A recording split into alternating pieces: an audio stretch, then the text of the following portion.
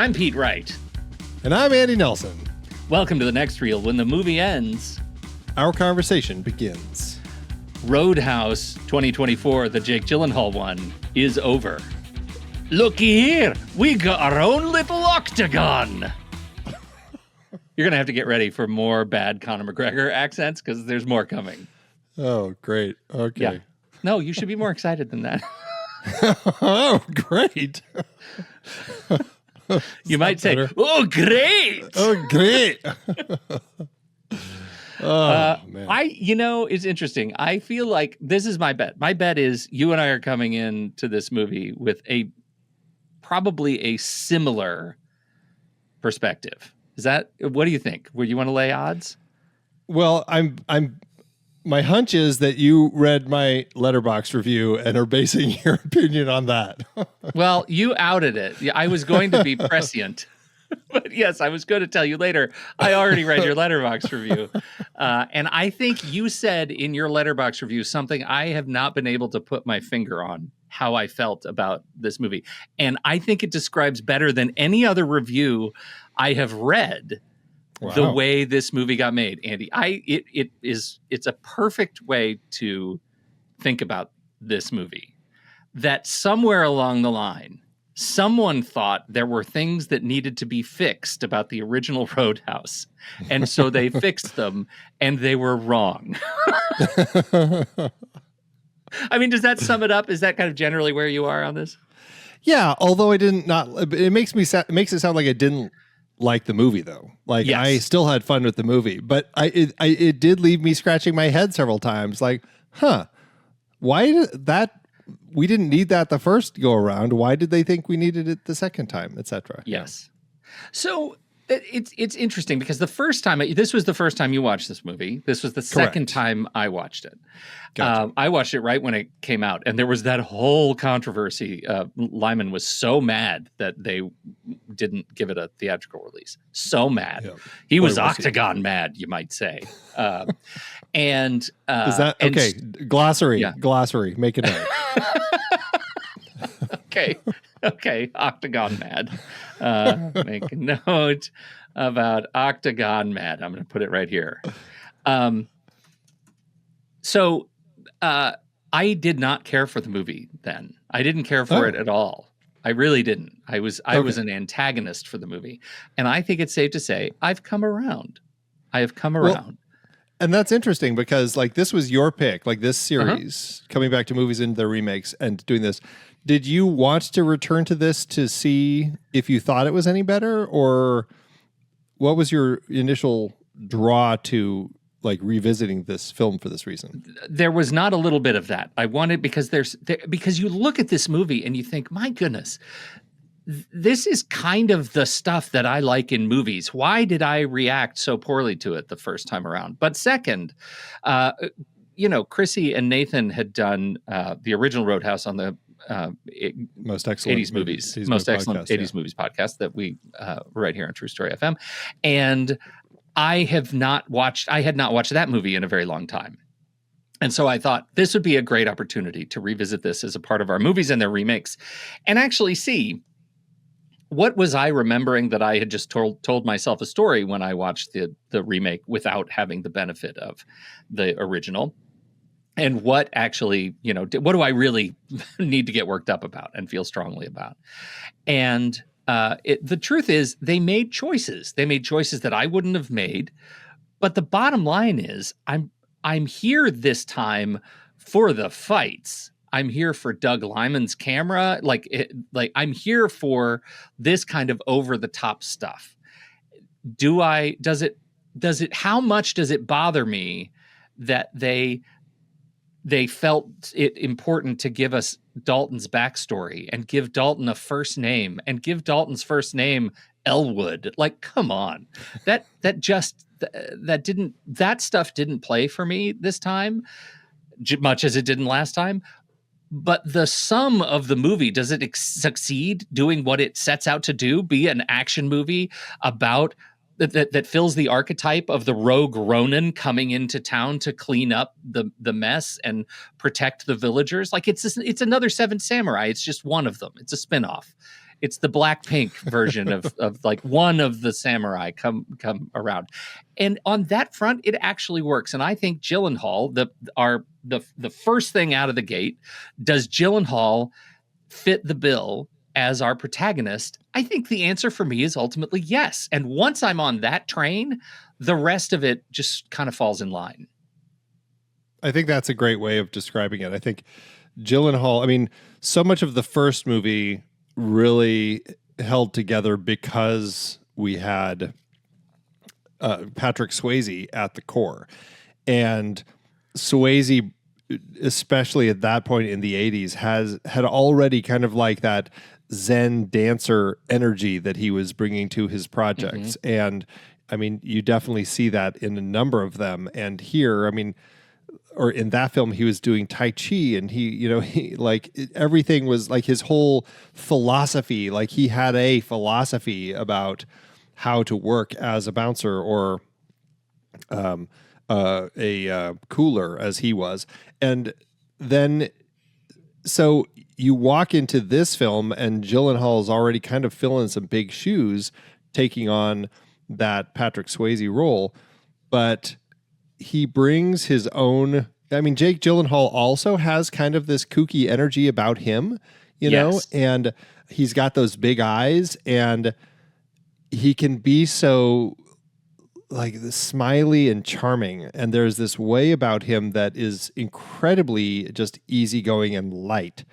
And I think he kind of taps into that quirky congeniality that he has, and just makes like that whole be nice philosophy from the first film just kind of becomes his own personal essence. And he's just always like super friendly, nice. The way that he does it, he doesn't espouse that philosophy or have a training session to teach everyone about it.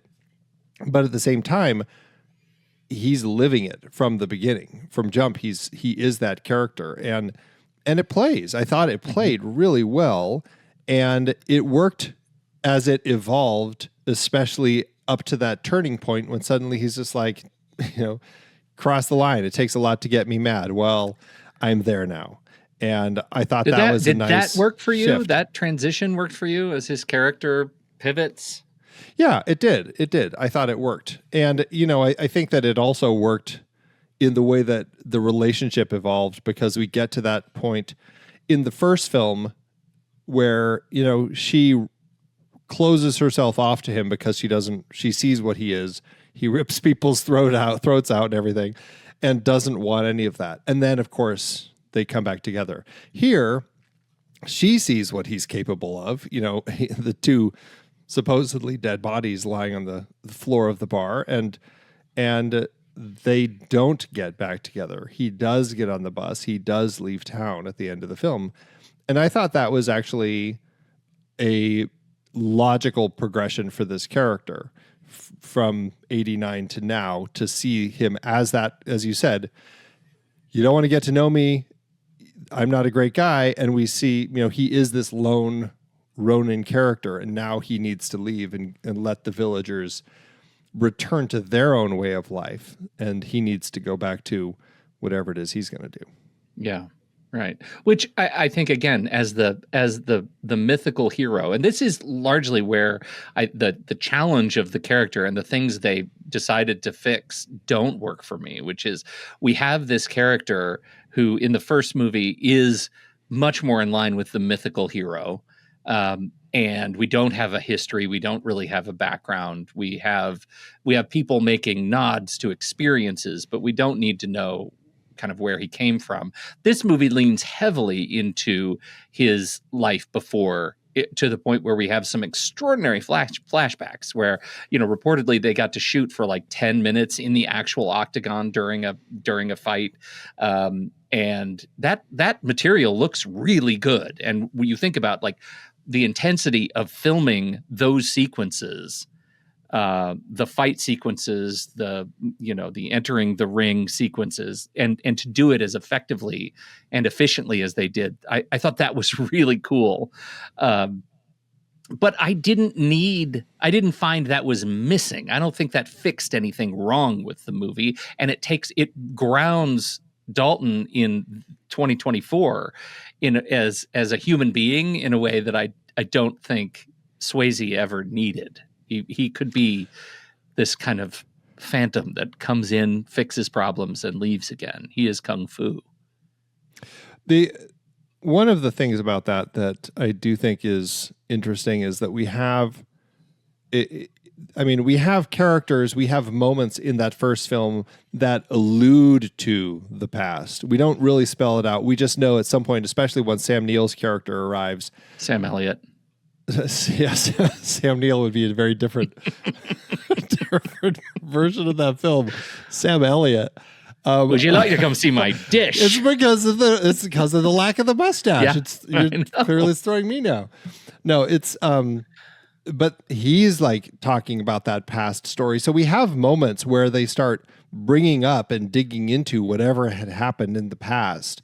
Yeah. But that's all we need. We just know that there was something there. We don't have that Wade character in this film, so we don't have somebody that he can kind of bounce those off. Although clearly it's all over YouTube. So we could have just had conversations about it with other characters where they had seen and we didn't necessarily need to go into dream sequences that actually gave us all of that. I just don't know. Other than the fact that, they actually filmed at the fight. Like, I don't know if it really gave us anything, to one of our earlier points. But I think that there's an interesting element to just the way that they choose to develop his character and have those moments of darkness, because this is definitely something we didn't see in the first film. This guy starts the film near suicidal, which kind of surprised me. It took kind of a dark moment for a bit where he's actually parking on a railroad tracks as a train is coming, and then at the last minute decides, no, this is stupid. I want to keep on going. And then, of course, the train. Arguably, it's the minute his car. Exactly after the last minute in order to avoid any damage. Yeah, right. So it doesn't quite get out unscathed, but he does survive. Anyway, the point is, like, that's an interesting element. We're walking into this character where now they're also making him potentially suicidal. And for me, I wasn't sure if that actually played, especially the way his character is the rest of the film. It seems very 2024, right? Like, it seems like we're investing so much more emotional weight because everything has to be explained. There's no room for any sort of mystery, and his mood needs to be, felt and grounded in a way that I don't feel like I needed. That was not a thing I needed. And in that regard, I just as we record this, I had lunch with our friend Ocean, and from the Adrian Moment, and they cover sports movies, and he also is a big UFC fan, and so he has lots to say. And Ocean's bit, like, he says, I did not care for that movie, but had you changed the name and not made it a Roadhouse movie, it probably would have been great. Right. And because he, like many, felt very strongly about what the original Roadhouse meant, because we're people of a certain age. And this movie did things that didn't feel honorable to those characters. And I think that's a perspective I have a hard time disagreeing with. As a Roadhouse movie, they took our central character and I think there's a line between, is Dalton a seminal enough figure in movie history that you can't mess with him anymore? I think they took the line, the filmmakers, Doug Liman, took the line that he's not. Like, we can play with him. He can be Batman. Well, I think most filmmakers would argue that it's their right to do that if they're doing a remake. Yeah. And, I honestly don't have a problem with virtually everything or anything in the film. Like, I don't think that, I questioned some of their decisions to change things, but in the end, I still think that they made a really fun movie. Yeah, like, it didn't make sense to have Dalton have that suicidal moment early in the film, but still, like, I liked Jake Gyllenhaal. I thought his development as the character was interesting. Why did they not name it the Double Deuce? That was the stupidest thing. And then they have this whole, like, meta joke about it's called the Roadhouse because it's stupid because Roadhouse, as we know, is one word. It's like, are they doing a meta joke making fun of the fact that the original movie was just called Road Space House? Like it was like they have these moments. Somebody felt strongly about that in a way that I never did. Yeah. Can I ask you a question though on that regard? What did you think of Jessica Williams? Because some of these scenes like that, for example, felt to me like ham-fisted attempts to allow her to do funny work. And this does not feel like an opportunity for Jessica Williams to be funny in this movie.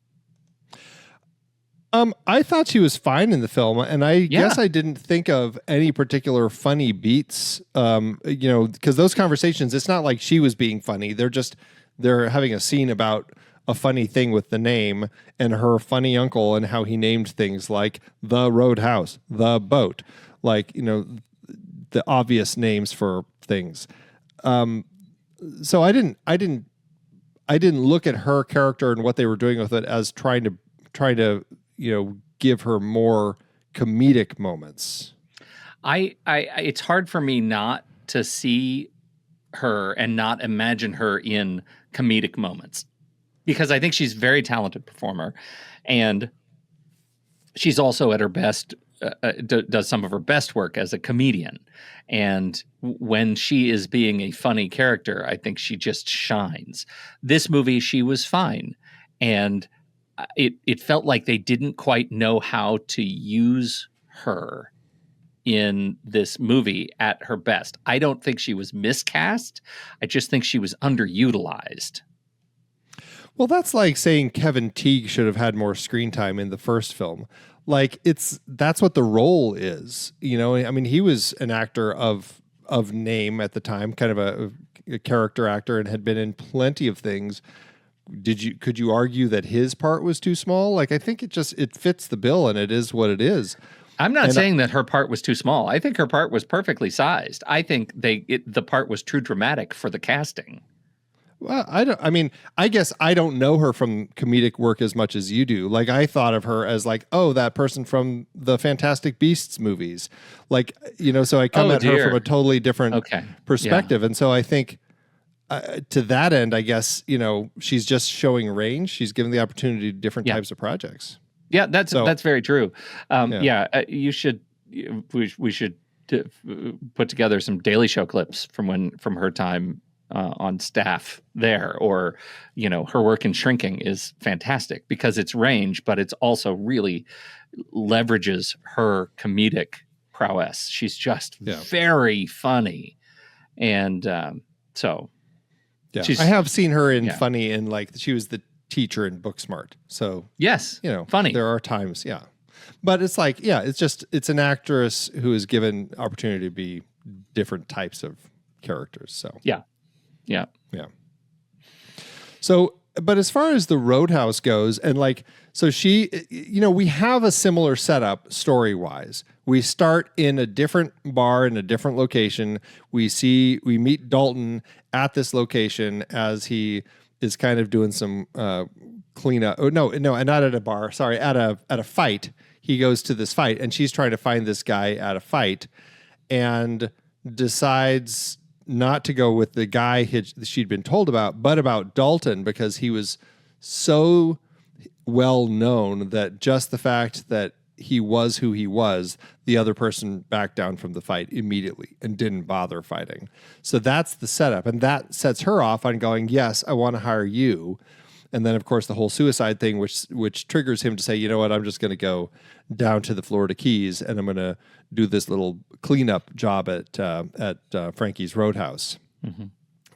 And then we kind of get into this job of him doing the work. And it starts similarly, where the first time it's just him sitting there watching everything going on until it kind of gets to a point where he jumps in and takes care of stuff. And that's right out of the gate with kind of these tough guys that come into town. So as far as that kind of like that similar setup for this story, because there definitely are some other changes. I mean, how does that play as far as the way that they're remaking it for you? It plays fine for me. It really does. As much as I did want at least a cameo of a giant monster truck in this movie. I think that's one thing that they broke. Overall, I feel like this is a straight across the bow,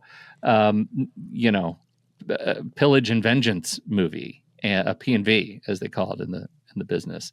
Someone comes to pillage, someone gets vengeance. P&V. That's going to be a thing. We're going to take that to a new heights. Glossary. Oh, for crying out loud. Octagon Mad and the P&V.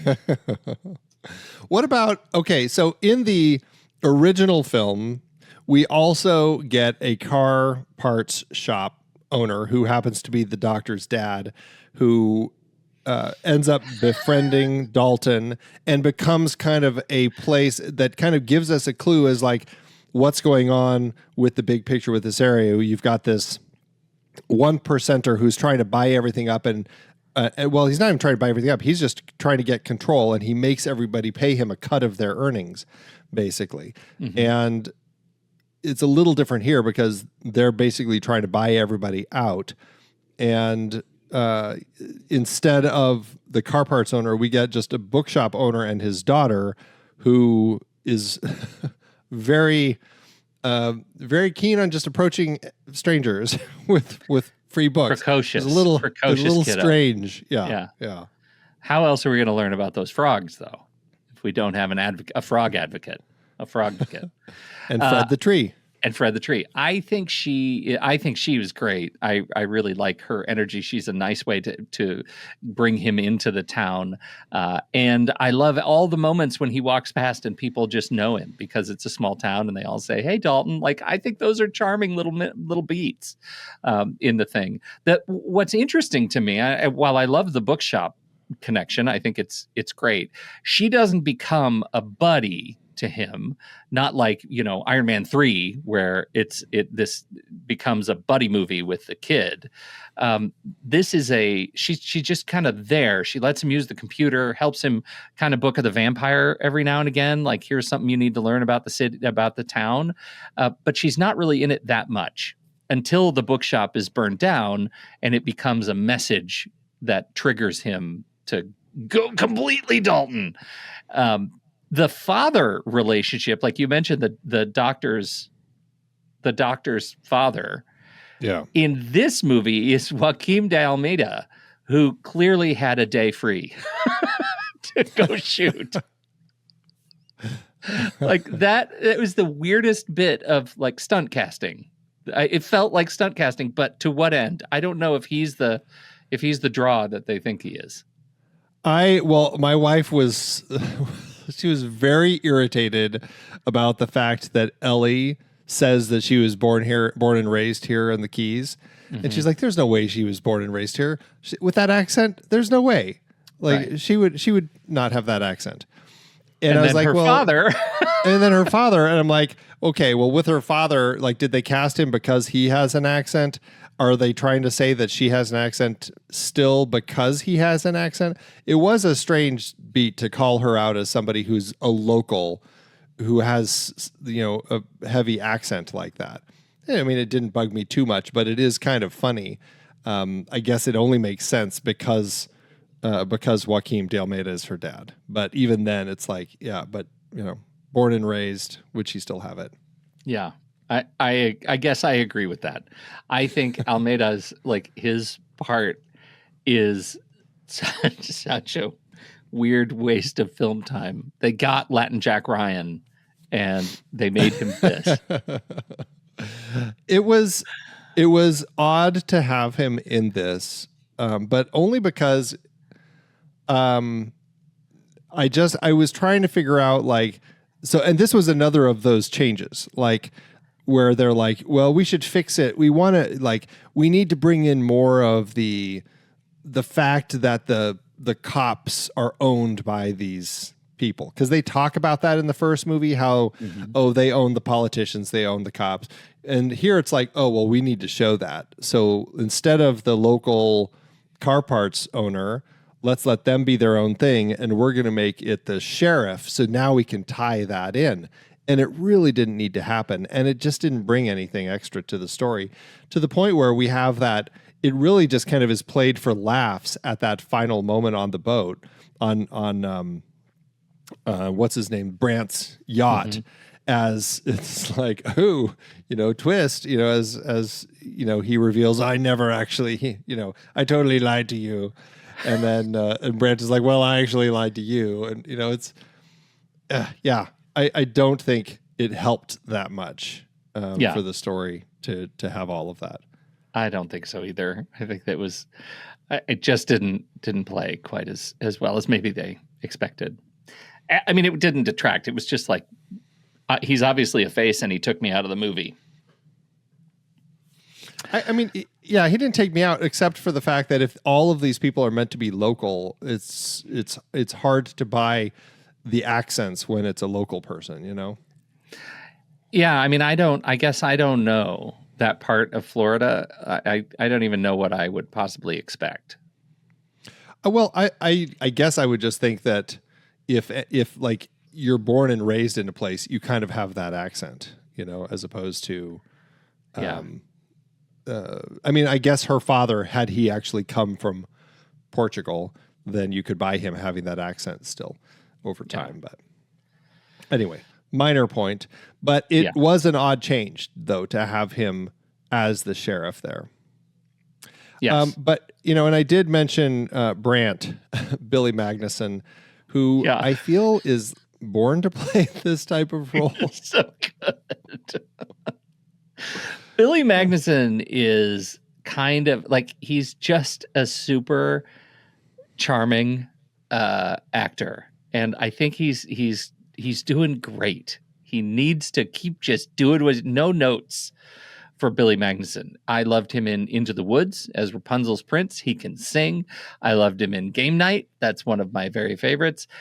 He's in, he was in The Franchise, which is a wonderful Iannucci project that I think he's very, very funny. He goes back and forth from being able to play a complete doofus to this entitled, punchable face, 1%er son in a way that is, it's just effortless what he's able to do. And he's had a hell of a career already. Like he's been in a ton of stuff already. And every time I see him, I'm surprised. Like, we should keep an eye on that Billy Magnussen, but he's been around for a long time. He's just ages incredibly well. Yes, he does. Yeah. And he is fun in the role. I think that he works as the main villain, I guess, but of course that leads us to Knox, Conor McGregor, who comes in hired by Brant's dad, who's still in prison. Who played Brant's dad? Do we know who the voice was? We never meet him. No, I don't know. And we only hear the voice when he calls Knox, right? Yeah. Real-time research. Sure. But Brant was fun, like the shaving bit and everything. Like it's very stereotypical, the way that they write the character, the way that he plays the character. And I don't know, sometimes I'm more bothered by such stereotypical stuff. This was a movie where I thought it all played into exactly the essence of kind of the 80s film. And so, I didn't really have problems with it. I thought, it's playing into the stereotypes in a way that made it fun. He's one of the things, and I'll just say, like, it looks like Gerald Brant's, that's the dad's name, has not yet been disclosed who the voice That was. means it's probably Doug Liman. Exactly. I think I actually thought Conor McGregor, this is one of the things that I actually didn't care for the first time around that I like much better this time. And I think it's because I let go of any expectation that a movie that isn't a cartoon should probably not introduce a character that is a cartoon. I think Conor McGregor is so over the top in this movie that he was on first viewing a real turnoff for me, and now I love him. That's completely so turned around. I can't imagine walking out of this movie feeling like he was a turnoff because he was so over the top and goofy in his super smiley way. Weirdly, and I don't know if it was a decision to say Jake Gyllenhaal smiles great and it'll be fun to have him smiling through all this stuff. Let's make sure that Knox is also always smiling because it really weirdly puts you off when you have like such a tough person who is your villain who just is beaming always. Yeah. And it was to the point where it was funny, especially because, I mean, we meet him in some Latin American country where he's just finished, he's leaving a situation where he was apparently caught screwing a married woman, and he just is running off completely naked through the town and gets the call and has to find some clothes, and we cut to the moment afterward and everything's on fire and he walks away in his new duds. It played for great laughs. Like it was super well crafted and designed. I had so much fun with him. I could have had even more of him. I don't think we can talk about him and his portrayal in this without at least acknowledging he's a deeply problematic individual and has been arrested a number of times. He is, he just punches people that he doesn't like. He's taken people's phones, sexual assault. In Ireland in 2018 and 19, he was accused of sexual assault. He is, he's just a trash talking, like what you see in the movie is pretty much what you get in his real life.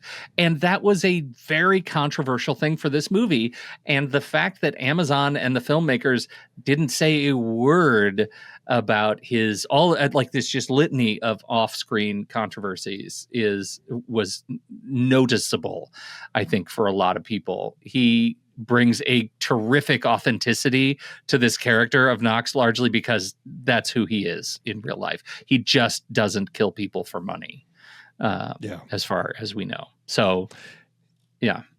And I mean, it's good to point out because you just go to his Wikipedia page and it's just like list of item after item after item after item after item of different incidents where he attacked somebody, hit somebody, accused of racism, driving offenses, God only knows. And then on top of it all, he also announced at one point that he was going to run for the office of President of Ireland. Yes. So on top of everything else, there's that. Yeah, he's definitely in the Joe Rogan club. Like they're apparently friends, UFC friends, and so he's a polarizing individual, and he doesn't sound like he's a great guy, and it doesn't sound like he cares all that much. Does he add to this movie? For my money this time around watching it, I was entertained by him. Yeah, I had a great time watching him. He was so much fun. And I came into this not really I don't follow UFC fighting. I don't follow any of that sort of stuff. And so for me, and I don't think he's been in anything else. I think this was kind of his film premiere. Yeah. I mean, he'd been in some documentaries that followed him in his wrestling days and everything. But so I just, for a new face to me, like I had a blast watching him. I thought it was a great casting choice. And pitting him against Jake Gyllenhaal, I thought that they just, worked well going toe to toe. Well, and everything I've heard from Gyllenhaal's perspective is that he was an enormously generous, scene partner. And he's a big guy, in personality, but he was always willing to slow down, to help teach, to train, to make sure the fights, to his best of his ability would feel authentic. And that has been a controversial point about this movie. There are the degree to which people find the fights not looking that great. And I think there are sequences that I did, I had said when I first saw the movie that it felt like in that big final fight, there was a lot of telegraphing of punches and things that just felt less improvisational and much more staged. I was kind of down with it this time around. Like I saw the same stuff and I actually was able to let that go. Yeah. I can see people's issues, but I also think that's Liman's style. Or I should say he's evolved his style, because it's funny. I mean, we talked about him.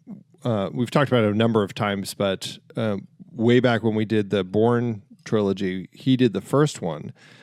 And then it was Paul Greengrass who came in and really did the Jiggly Monkey style camera work for, like, that's his thing. Like, the fights were so shaky. That shaky cam is intense. And it almost felt like Doug Liman took a page from Greengrass's style notebook and used it himself to start developing a lot more of that intense style himself, because it definitely feels that way. I mean, right out of the gate, that very first fight that we see, we're in POV. We're watching kind of like this POV fight. At a certain point of the fight later in the film between Gyllenhaal and McGregor, the camera, it's like one shot, but then suddenly, like, the camera almost like steps into Gyllenhaal's place, and you have McGregor actually like swinging punches directly at the camera before it then kind of moves out of it. So he's really playing around with that and putting us into the perspective and everything. And yeah, I mean, sometimes it is pretty intense and shaky. Sometimes it may be a little too much, but largely, I think it just allowed for the energy to play quite well. There's a bit in the last fight where it changes to Gyllenhaal's POV, and McGregor growls at him and comes at him directly at his face, and I find that as a fantastic sort of jump scare moment. Like, it does take me a little bit out of my body. It makes me a little bit sick to my stomach, the feeling of that POV. And I think that's one of the things in this movie, those opportunities to make those POV switches. It really sets this movie apart. It's one of the things that is different, that I've never seen before done this way. And I think the movie can be celebrated for that. It actually is doing something that feels novel. All the trappings, that we don't care about, that the fights do things different in a way that I think is really satisfying. Yeah, I agree. My last little note that I had is I just wanted a few other things that are changes from the original film, and I wanted to get your opinion on them. We don't have, as I've called out before, we don't have Dalton kind of walking the bar crew through how he wants them to run things. What do you think? I think they tried to pad that same feeling by having Dalton recruiting a little bit, right? He recruits from inside. He says, "You're gonna, do this," and he has that sequence where he's kind of helping. There's a guy with a knife. If he pulls it, take a big step back and punch him in the face. Right? Those kinds of moments, of mentorship moments, are one-on-one. And then he meets the other guy who did a little boxing in college in the banana stand, and he was able to recruit him. I think that serves the same narrative purpose as here we're all going to sit down and have a meeting. I run the bar, that kind of a thing. And I think it fits Gyllenhaal's portrayal of the character not wanting to run the bar, right? He's just doing his thing. He's much more sort of kind of a drive-by hero, I think, and didn't invest as much as Swayze's Dalton did. Okay, what about a big part of the first one is the fact that Jeff Healey is performing always, like he is the band the house band for this Roadhouse, for the Double Deuce. Right. Here it's like a new performers every time we come. How does that work for you? Do you like that change? No, I really liked the fact that they had Jeff Healey do it. And I think, the fact that we get Post Malone contributed Horsepower, his song, to the soundtrack, to the movie, and it's featured prominently. And Post Malone gets a cameo. Would it have been too much to put Post Malone in the cage? Probably. I don't know. Maybe that would have been too much. But Puya and St. John, they're all contributors to the soundtrack. They're all used in the film and not seen in the film at all. And so I think, they made this choice to make this less of a music movie by not building in the same kind of band vibe. I miss that. I really do. I thought that was something that really set the first movie apart. Maybe it would have been too derivative to actually make that a thing that they also double in this movie by finding a band that would play fake band. Right, but it's a remake, and so it's like I think it's okay if they're repeating those things, But anyway, that was one of those things. I mean, I think they just treat it like a traditional action film soundtrack, and it's too bad because there's opportunity lost. I guess that's the feeling. Right. What about the cleaning out of bad seeds at the bar? Yeah, there's actually an interesting kind of method to that in this movie. The cleaning out of the bad seeds, we get a montage of it, but it's not actually Dalton doing the cleaning out. It's his proteges. But it's not. I mean employees. I mean employees though. Like he cleans out dirty employees out of it. Sorry. Yeah. No, that's right. I misinterpreted. I think we had a better sequence in the first one where we have the fight in the office. Where they come back and say, you're going to rehire him as the bartender. And there's that great fight. I think that was a better execution. Would this have been better had we had like somebody who worked at the Roadhouse who was, skimming, corrupt in some way? I don't know. Maybe that just feels weirdly outside of the scope of this movie where they clearly, I think by putting the people and the actors in the parts that they had in this movie, wanted to create a much more sort of familial atmosphere with they're not employees. They're all in it together. They're all rebuilding the bar after the car goes through it. They're all, are you open? Well, yeah, we're open. I know we don't have any liquor and tables, but sure. None of these employees exist outside of the Roadhouse.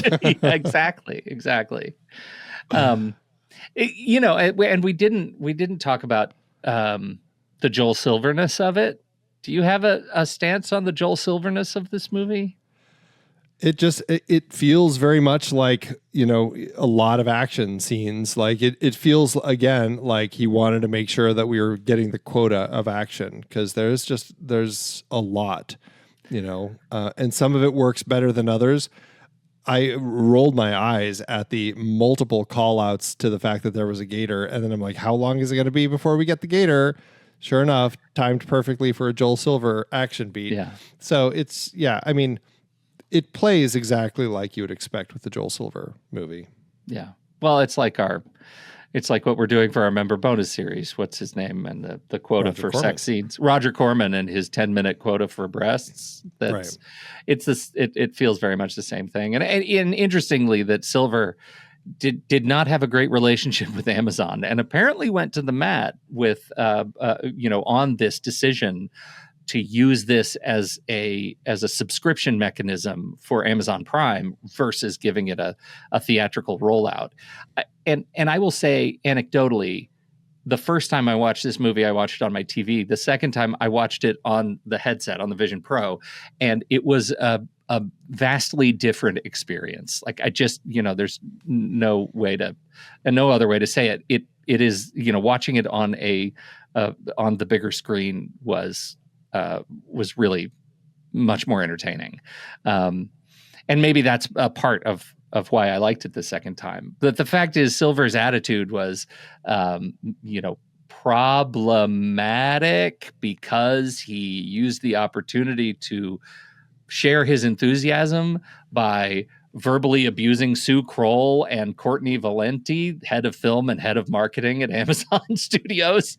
And that wasn't great. So he was fired from this and a second film, Play Dirty, which I haven't seen. But his lawyer says he didn't leave because of any misconduct. Again, of course. he kept the producer credit. So yeah, I don't know.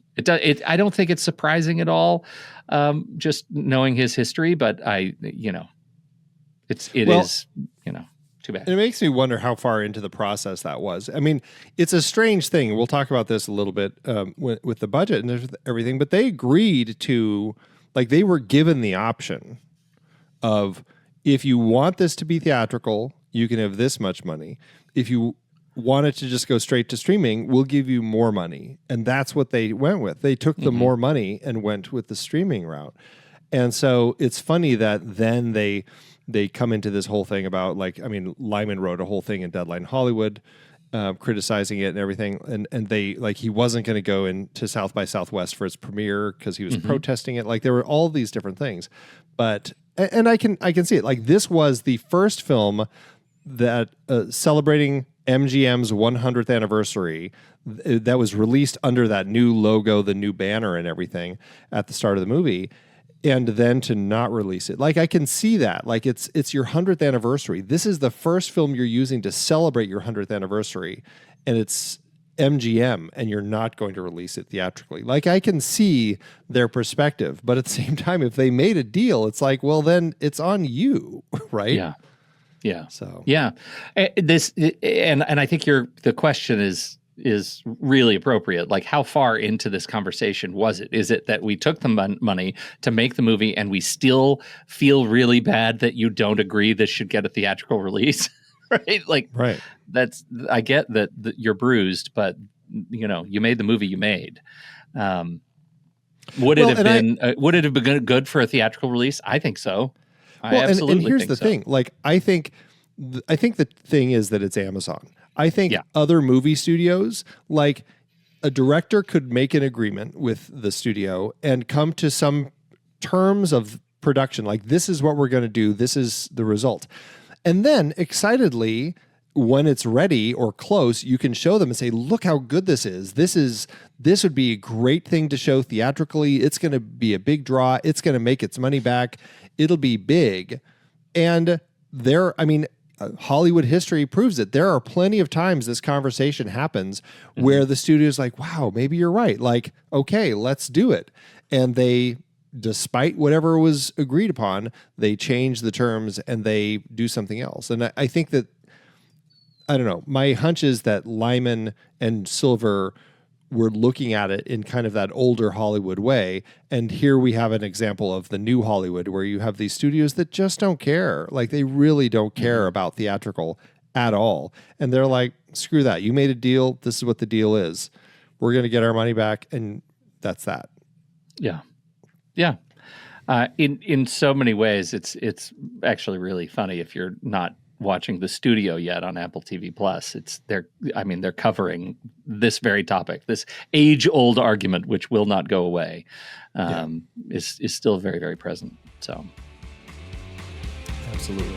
All right. Well, I suppose that is it. So we'll be right back. But first, our credits. The next reel is a production of True Story FM. Engineering by Andy Nelson. Music by Everett Z, Rasberg, Russo, Oriole Novella, and Eli Cap. Andy usually finds all the stats for the awards and numbers at the-numbers.com, boxofficemojo.com, imdb.com, and wikipedia.org.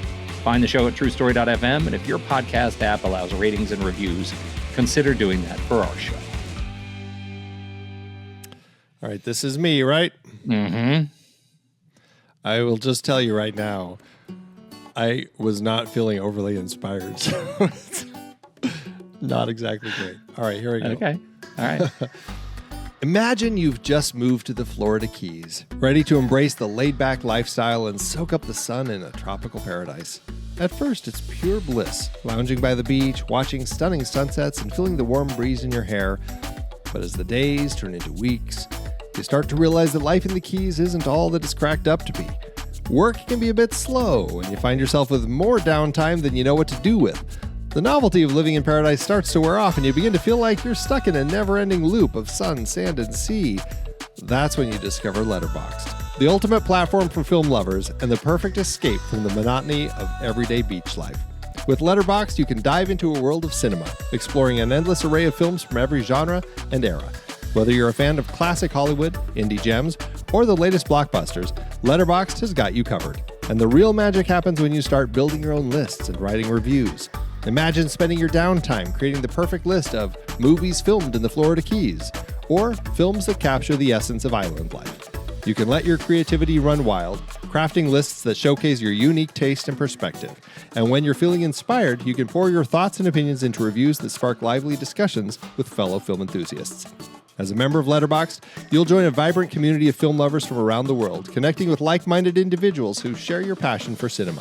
You can follow your favorite users, discover new films through their recommendations, and engage in thought-provoking conversations about the movies that move you.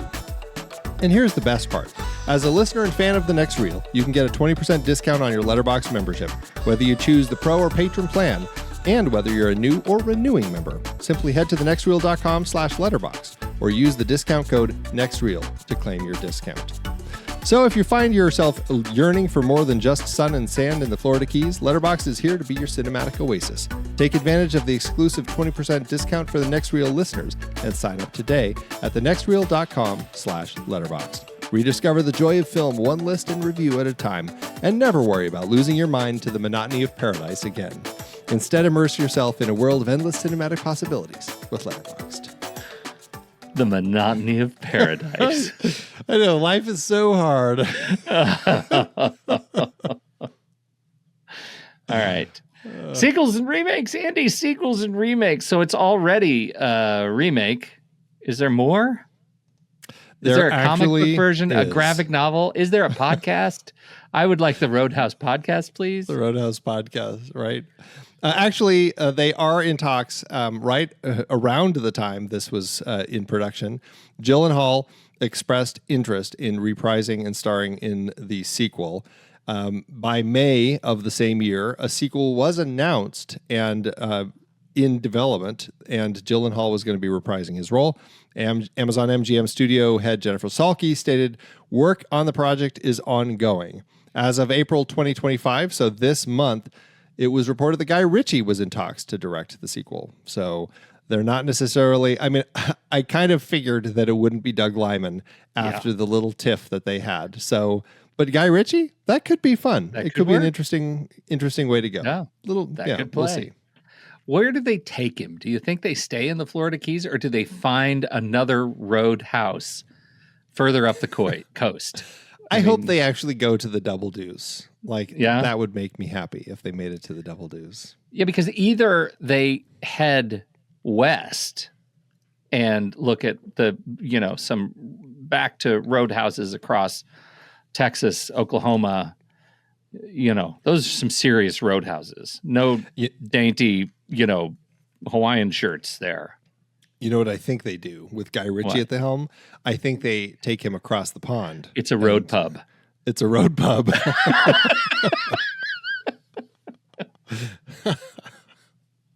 Okay. So you were saying there's another one? Nope, is that it? Did you finish it? That's it. I finished it. All right. How did it do at awards season? It actually had one win with two other nominations over at the American Cinema Editors Eddie Awards. It was nominated and won for Best Edited Feature Film Non-Theatrical. So they've actually hit a point with that award where they now have they've created a category specifically for feature films that are non-theatrical. At what point does that happen to the Oscars? Best feature film non-theatrical. Yeah. It'll be another 30 years given how long it took us to get stunts. Geez, no kidding. Anyway, so there's that at South by Southwest where it premiered. It was nominated for the Headliners Audience Award, but lost to Monkey Man. And at the Michigan Movie Critic Guild Awards, it was nominated for Best Stunts, but lost to Monkey Man, which is interesting because Monkey Man also beat The Fall Guy, which is a movie about stunts. I guess Monkey Man's stunts are fantastic. Yeah. Anyway, you haven't seen Monkey Man? I haven't seen it yet. Okay. That's going to be on our series next year. We need to talk about Monkey Man. Okay. You've got so many series to build. Now that, God, this is going to be a hard one. All right. How'd it do at the box office? This isn't going to be easy. No, according to reports, Liman and Gyllenhaal, we talked about, they had a choice: open theatrically and get a budget of $60 million, or go straight to streaming and get a budget of $85 million. They chose the latter, even if Liman didn't seem to remember that when he went off on Amazon in his Deadline Hollywood piece. After its premiere at South by Southwest March 8th, 2024, it had its streaming premiere on March 21st. And then because it never went theatrical, that is all I have, unfortunately. Yeah. This segment is a real bore when it just goes streaming. I know. It makes it tough. At least we have some Liman drama. That's good. Yes. That always helps. Well, again, is it a perfect movie? No, it's not a perfect movie. But does it achieve what it sets out to do on second viewing? I'm thrilled to say, yes, it does. I had a good time. Yeah, it's a fun film. I enjoy the first one more, but I was surprised because I'd heard things about this and I thought this is going to be one of those just terrible remakes where it just didn't need to happen at all. I think that Gyllenhaal and O'Connor are bringing enough to it, and I think Liman has some good energy that they make it a lot of fun. I had a lot of fun with it. McGregor, not O'Connor. McGregor. I was going to say, who's this O'Connor you're talking about? That'd be good. Do we work that in? Yeah. All right. Yeah. So anyway, I had a great time, and that's it. So we'll be right back for our ratings. But first, inspired by our discussion of the Omega Man in our Disease film series, we are launching a new exploration of Richard Matheson's I Am Legend adaptations. Here's the trailer for next week's movie from 1964. It's The Last Man on Earth. Oi, you legends, listen up, yeah? If you're not part of the next reel's inner circle yet, what are you even doing with your life? You're like sitting on the sidelines where the real champions feast. Nah, mate. Step into the octagon with us at truestory.fm/join and claim what's yours. We're talking early access to every episode, periodic bonus episodes that'll hit you harder than a left hook, in-episode bonus content because you deserve more than the amateurs, your own personal podcast feed tailor-made like a sharp suit with no pants, ad-free versions of select episodes, none of that sponsor jabber slowing you down, front row seats to live stream recordings, see the chaos as it happens, VIP access to exclusive Discord channels where only the finest minds roam, and most importantly, the satisfaction of knowing you're not just a bystander, you're directly supporting the podcast you love the way real champions back their crew. So what are you waiting for? Move your arse to truestory.fm/join and let's show the world how it's done.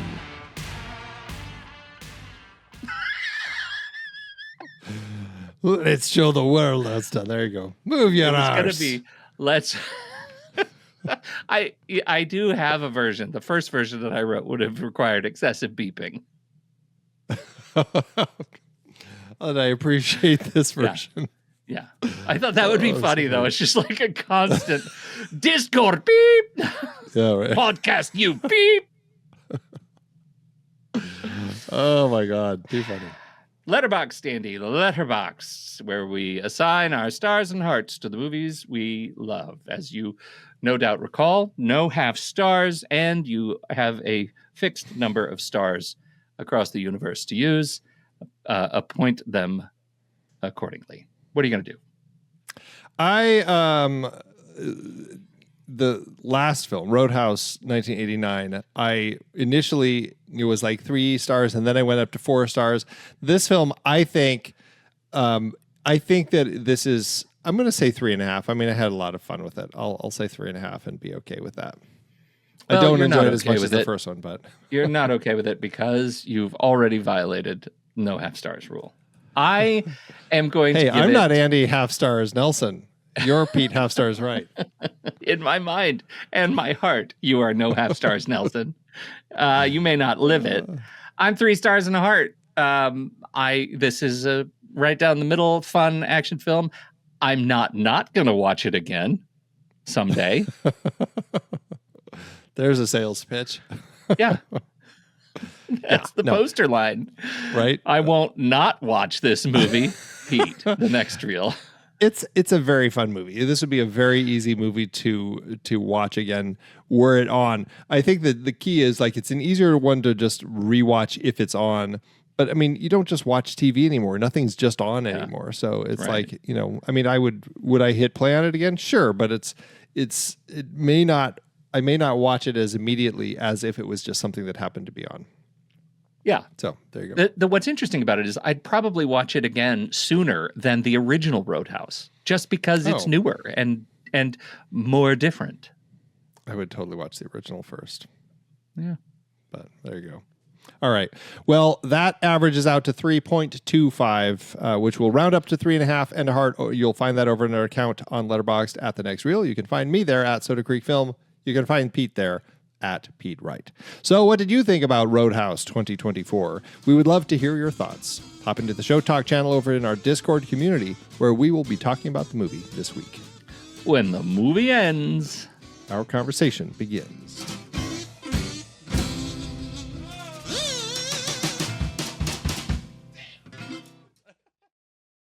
Letterboxd giveth, Andrew. As Letterboxd always doeth. Okay. The reviews, some of the reviews are quite funny. Yes. Why don't you go first? Okay. I'm going first. I'm reading a Matt Singer's full review. You can find at Screen Crush, but here it's 3.5 and a heart from Matt Singer. Roadhouse became a cult classic because it was fun to watch on cable. None of it was hard to understand, or at least none of it made any less sense if you flipped to it halfway through. No matter where you started or stopped watching it, you were guaranteed to see some thrills, some violence, some sex appeal, and probably a couple laughs, intentional or otherwise. While the cable TV movie ecosystem seems to be going extinct, the new Roadhouse would have thrived in it as well. This is the kind of consistently entertaining movie you could happily watch 100 times without ever actively intending to watch it twice. I love that line. By its conclusion, it accumulates the atmosphere of a great bar, a place you go less to get drunk than to soak in the vibes of the music and the regulars. It is so much better than it has any right to be. Okay. Yeah. Well, I'm going to do two from two different people, and they just are a celebration of Jake Gyllenhaal. Here you go. Okay. 2.5 stars from Sophie, who says, Jake Gyllenhaal, please go back to playing weird little freaks. Your eyes are still so full of untold horrors and dread. I know you can still do it. And another from a different person, Cobb, with 3 stars and a heart, who just says, I miss when Jake Gyllenhaal played weird little freaks. There's a whole weird little freak corner of Jake Gyllenhaal's catalog. I think it's been a little while since he played a little freak, and people are still down for it. Clearly. Would you like to see a completely roided out, like shredded Donnie Darko? Right. Or Nightcrawler as he's, lifting weights when he's not out late at night.